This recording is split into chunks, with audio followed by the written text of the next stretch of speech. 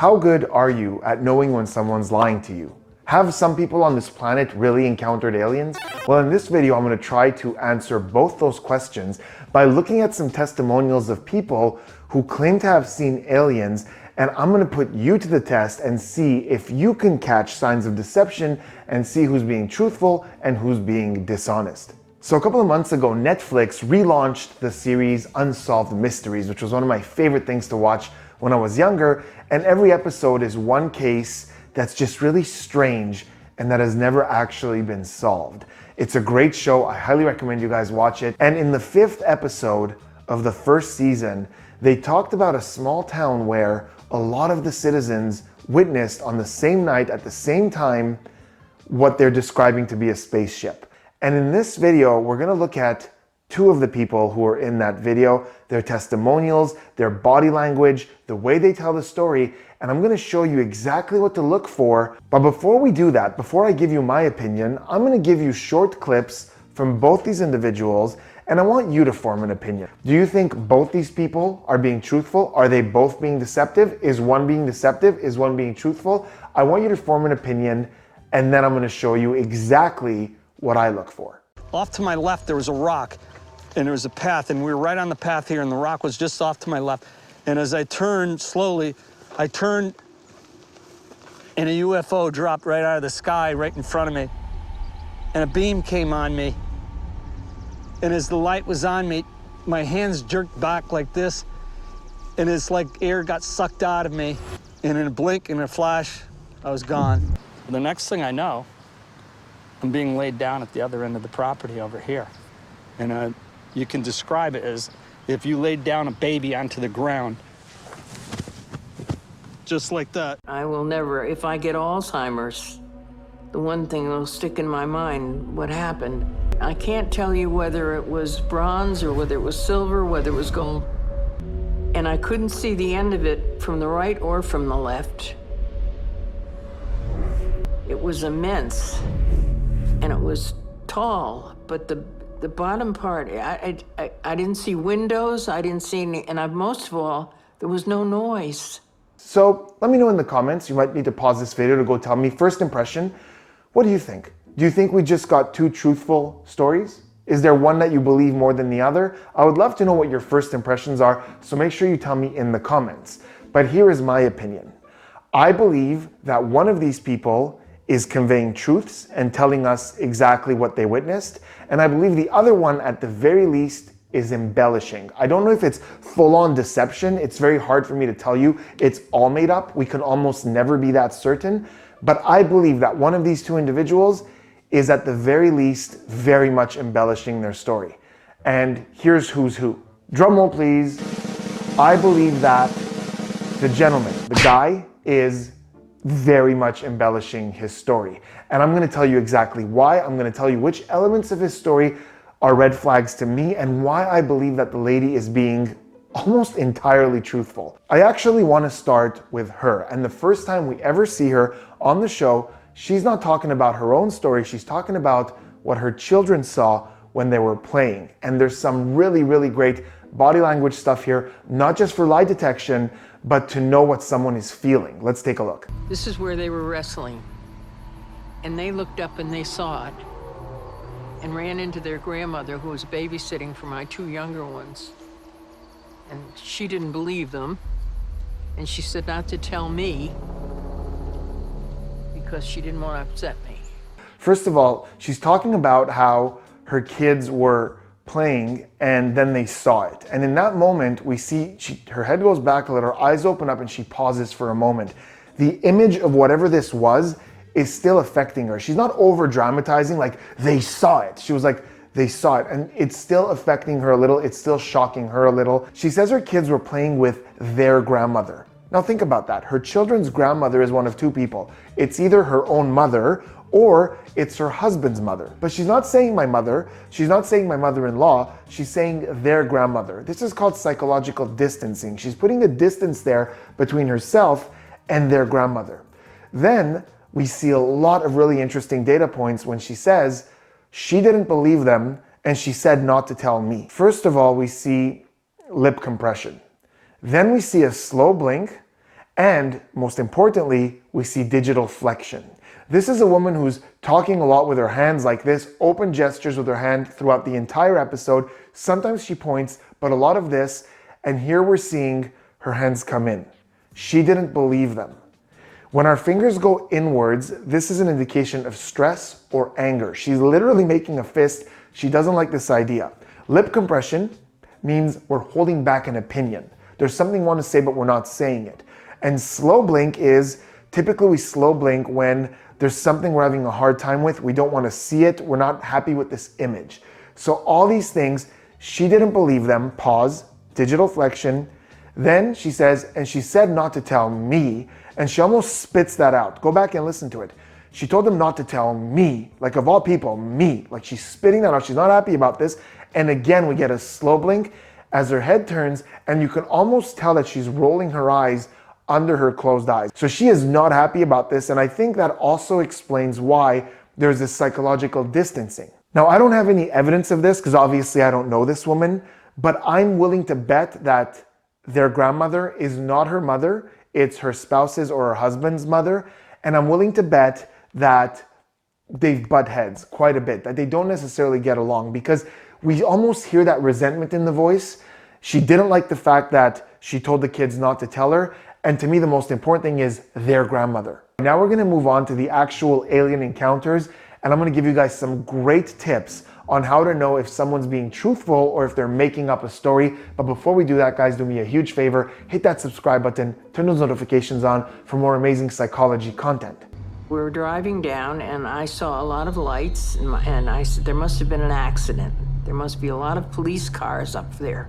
Look at all the lights. So I pulled over to the side and I noticed the car in front of us pulled off to the side too. I will never, if I get Alzheimer's, the one thing that'll stick in my mind, what happened. This huge object floated right there.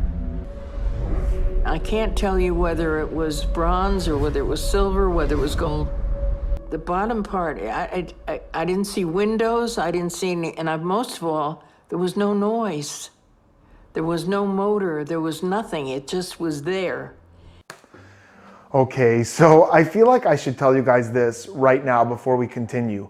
I don't have a bias in either direction when it comes to alien encounters. I don't believe for a fact that we have had alien encounters, and I don't believe for a fact that we haven't. So if at any point in this video you feel like I'm trying to push an agenda, like we've for sure seen aliens or we for sure haven't, I'm not. I'm inconclusive on that. But if there is a testimonial that's gonna convince me that aliens have been here, it's that one. I want you to look at the calmness in her tone, and please remember this next line. This is gonna serve you very well in your life. Truth tellers tell, liars sell. So liars are often trying to sell you a story, and they're overemphasizing the wrong things, and they're trying to create these images for you, whereas truth tellers are just giving you the facts. And in this case, that's all she's doing. She's trying to recall to the best of her knowledge what happened, and she's just laying out the facts. There's no embellishment.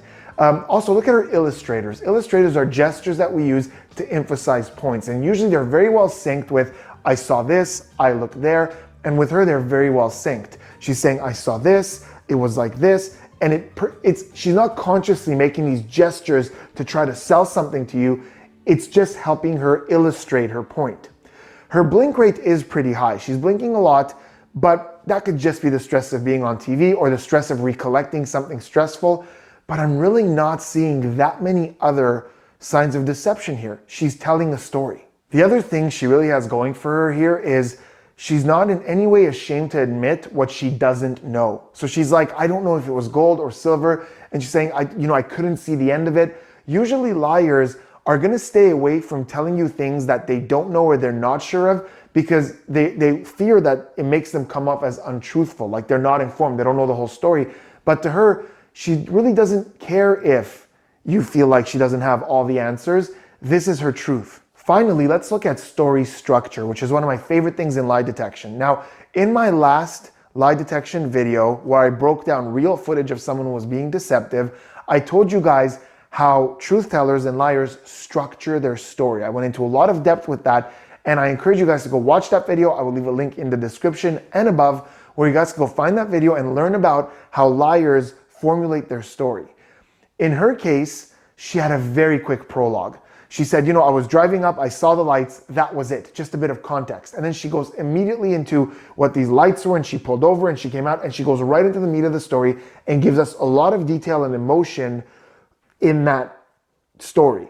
And then afterwards, it's not in this clip, but if you watch the full episode, she talks a lot about what she thought about afterwards and what she did afterwards, a lot of emotional epilogue. That is classic structure of truth teller. So all these things are very much going for her, and I very much believe, do I believe her 100% that she saw aliens? Maybe not, but I believe that the story she's telling is what she experienced. Let me know in the comments what you think of that. Do you agree with the fact that she's just telling a story of what she witnessed and it seems super truthful?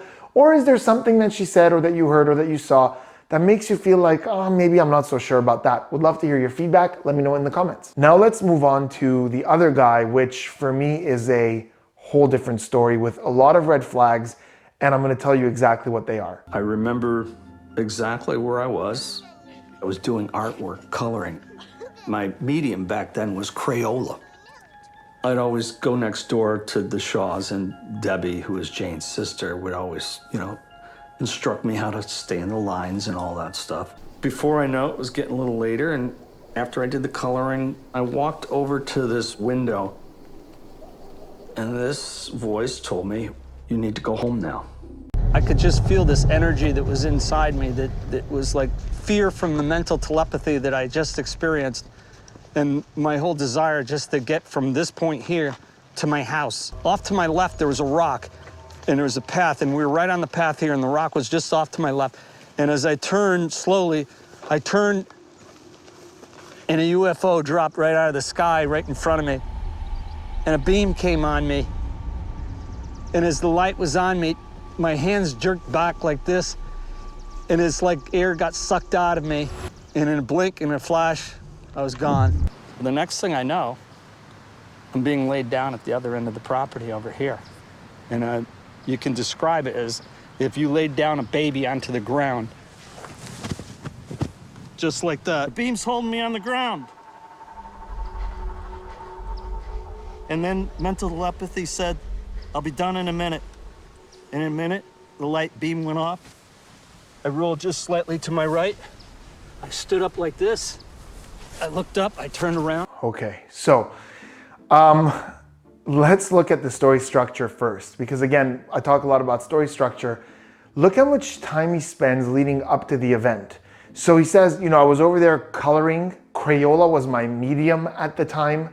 And I was with such and such person, who's such and such person, who always used to tell me to stay within the lines. And then I got up and I went to this window. That's a lot of context.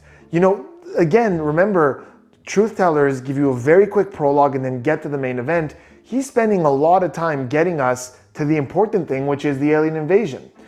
There's also something really interesting that happens at some point. The moment he says he heard a voice, we see something called a confirmation glance. He looks over like this, over his right. So if we're the camera, over the left shoulder of the camera, I'm willing to bet there's crew members there. Maybe the director, maybe a producer, because that confirmation glance is like, I heard a voice. And he's checking to see, okay, are they buying this? It's not the only time we get confirmation glances from him. Later on, while he's outside, he's reliving the story and he keeps looking over to the camera / the side of the camera every time he says something that's hard to believe. And this is very typical of people who are trying to sell you a story. They check in with you to see if you're still with them.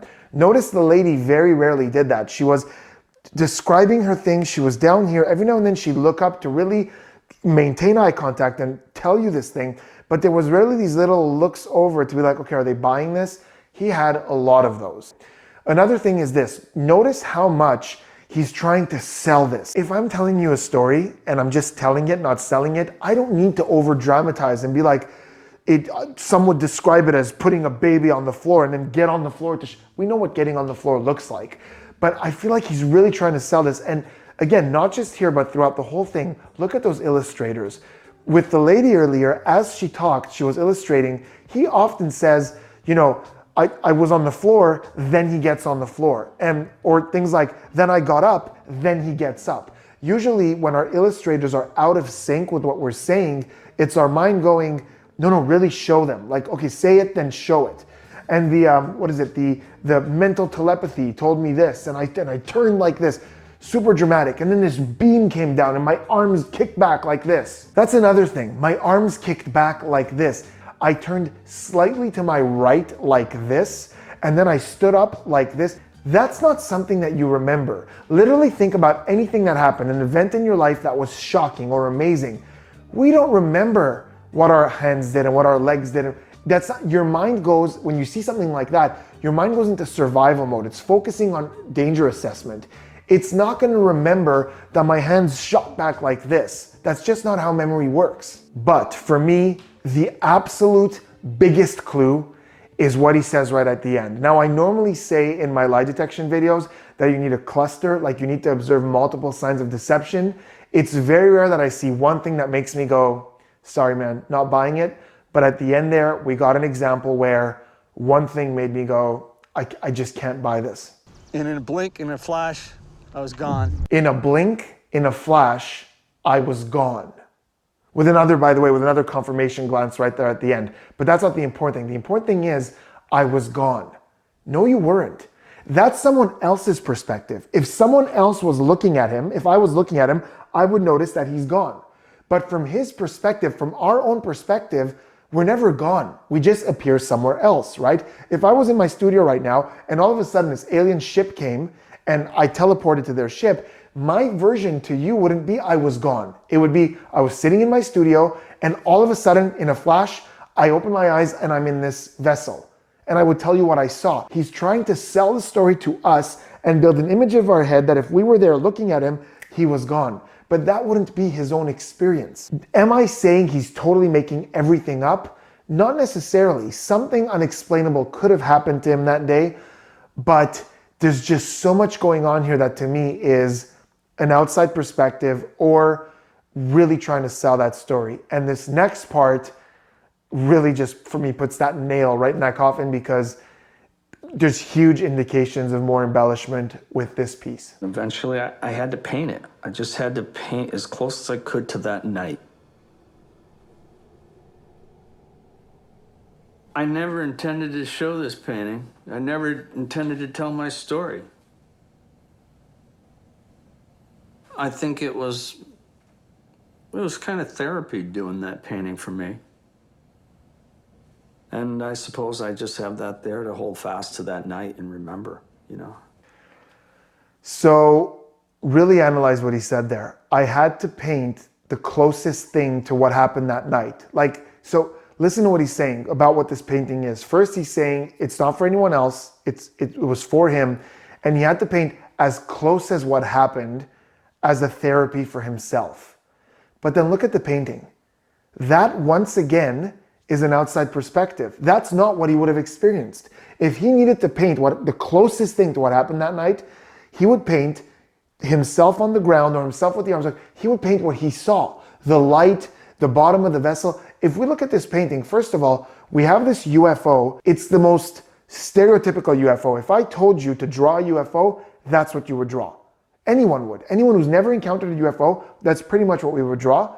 Then we have this super classic beam, and then we have this kid standing there. Notice his arms aren't back. He said how important that was to him, that his arms went back and how this is supposed to reflect the truth, but his arms aren't back the way he said. It's just a kid standing there in this very stereotypical image from an outside perspective. So if this isn't for anyone else, and if this is something you did for yourself, why is it an outside perspective of something that you didn't see? It doesn't reflect the truth. It reflects what you're trying to sell us, to say, look at this painting, this is what happened. So again, to me, that's a huge red flag. So there it was, guys. Hope you enjoyed it. A lot of information there about how to analyze what someone is saying, a little bit of body language tips in there as well, a whole lot of stuff about lie detection. Let me know in the comments what you thought of that. Also, let me know in the comments what your main takeaway from this video was. What's the thing you learned that made you go, oh, that's great, I'm gonna start using that. I love to know from you guys what you retain the most, and also from my past videos, what have you used, what have you retained, what are you noticing more Let me know in the comments. It always helps me figure out which way to go with my next videos. As always, guys, thank you so much for watching. I will see you on the next one.